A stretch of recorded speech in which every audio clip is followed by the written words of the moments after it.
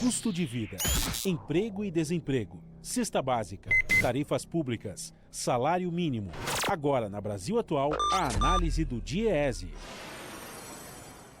Clemente Ganslúcio, diretor técnico do DIEESE. Tem uma notícia muito importante hoje para falar, viu, Clemente? Antes da gente comentar, é aniversário do Clemente Ganslúcio, parabéns!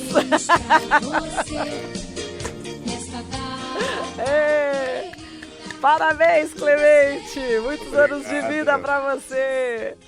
Tá aprontando aí, né? É, culpa do João da Hora, viu? Ele chegou aqui, ó, viu? aniversário do Clemente. É fera. É fera, isso aí. Vamos lá, Clemente. Agora vamos falar aqui do assunto, né? Enfim, mais importante agora também, junto com o seu aniversário.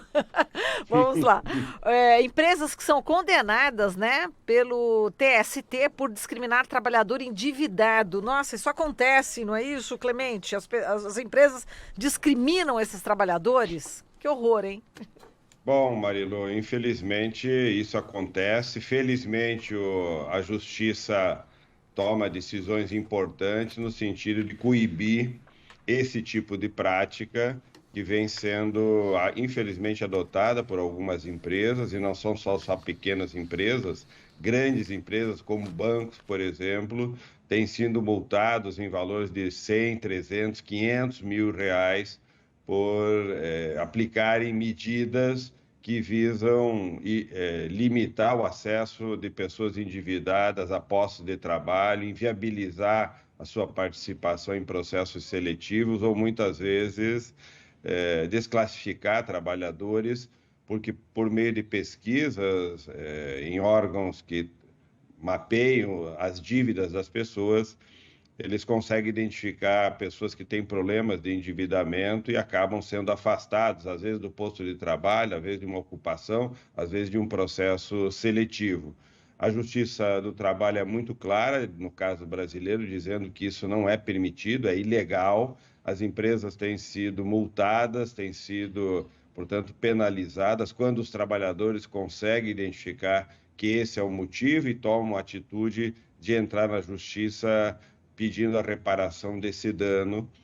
Isso é um absurdo, porque hoje nós temos mais de 13 milhões de pessoas desempregadas, quase 30 milhões de pessoas na subocupação, mais de 40 milhões de pessoas trabalhando em ocupações de autônomo, conta própria.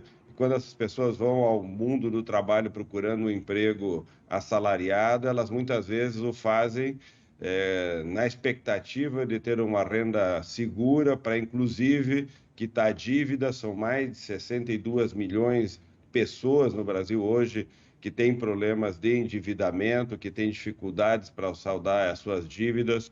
As empresas vivem problemas semelhantes, milhares de empresas têm graves problemas de endividamento. Não é um problema de querer ou não estar endividado, muitas vezes isso acontece porque a pessoa perdeu o emprego, porque ela teve um infortúnio qualquer que a impede de manter a regularidade do pagamento, às vezes problemas de saúde, às vezes problemas de diferentes ordens que afligem as pessoas, e criar um constrangimento como esse por parte das empresas é, na verdade, mostrar como nós estamos cada vez mais saindo de um padrão civilizatório, de um padrão de respeito nas relações sociais, onde o individualismo, a ganância, a vontade da segurança máxima e do lucro máximo acabam fazendo com que pessoas, especialmente empresas, tomem atitudes tão perversas como essas, que devem ser repudiadas de um lado e que devem, sim, como a Justiça tem feito em muitos casos,